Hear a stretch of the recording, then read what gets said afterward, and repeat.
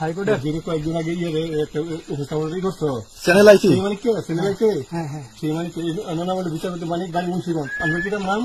পিতার নাম মরহুম আব্দুল হাকিম চৌধুরী। আব্দুল হাকিম চৌধুরী, গুড। আপনি এই যে পালাইতেছেন কেন বলেন? ভয়ে পালাইতেছি। কার বইয়ে?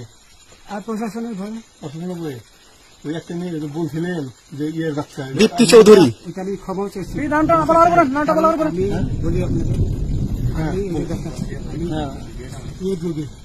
আমি তো কত রুগী নেই মিডিয়াতে তো খুব সুন্দর। আচ্ছা আচ্ছা শোনেন একটু স্লো। আপনার কাছে এই মুহূর্তে এরা যখন ধরছে আমাদের প্রতিনিধি কি কি ছিল সাথে?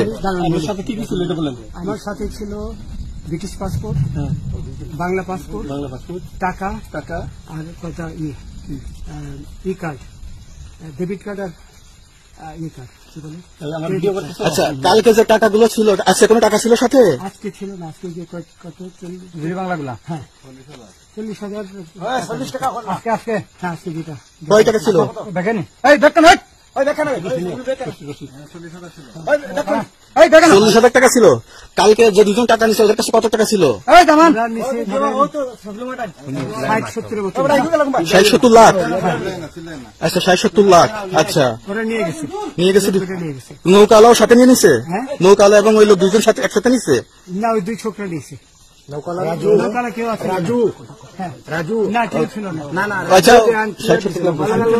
ওনাদের ফোন নাম্বার আছে আপনার কাছে? জানা দিচ্ছে আমার ফোন নাম্বার সব নিয়ে গেছে। সত্যি কথাটা বলেন। আপনি কত টাকা কন্টাক্টে আসছেন?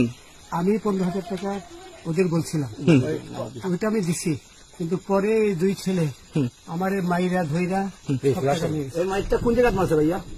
বর্ডারে আনিয়ে মারছে না ভিতরে? তারের ভিতরে, ইন্ডিয়ার ভিতরে? ইন্ডিয়ার ভিতরে। আমরা তো ইয়ের নামে আমাদের বাংলাদেশের অনেকের নামে আপনি অনেক অন্যায় করছেন, জুলুম করছেন, এটা সঠিক? আমি জুলুম করি নাই। আমি আচ্ছা এগুলো আইন প্রক্রিয়া চলবে, এগুলো আমরা কিছু কথা বলতে পারি। তোমাদের পয়সা দিয়ে দিই। আচ্ছা ঠিক আছে, ওই পয়সা আমি দেবো, আমার ভাই বোন দেবে, আমি দেবো। আমাদের পয়সার কোনো প্রয়োজন নেই, ঠিক আছে? আপনি যদি সেফটি মানে ফালতু লোক 2 টাকা একজন ফালতু লোক। আমি এই দেশে এত কষ্ট করে এসেছি কি বাংলাদেশে ফেরত যাওয়ার জন্য? জি না বোঝা না। আচ্ছা ঠিক আছে।